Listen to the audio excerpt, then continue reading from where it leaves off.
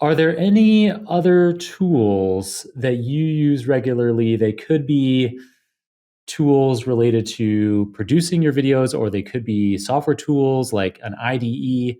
Is there something else that is like some secret sauce that you have that you use all the time that I should know about, that our listeners should know about?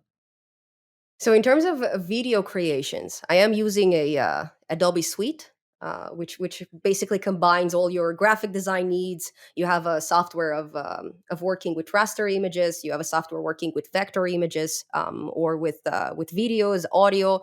So you basically have this very bombastic toolkit for video editing and for marketing, which is great. I use it all the time.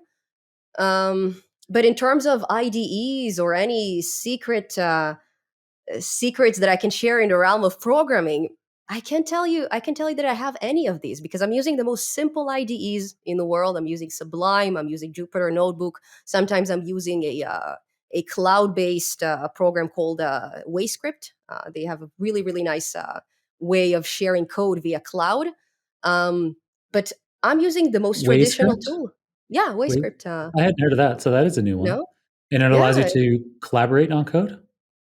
So basically, you can share your code very easily. You can even host your websites on it. I have a tutorial where I'm hosting a Flask application. So it basically takes Visual Studio into a cloud based realm, and I'm sure there is an alternative there, but it also always has a lot of buttons, and it's always very hard to understand it. So they kind of simplified this IDE interface. So I do use it a lot in my videos.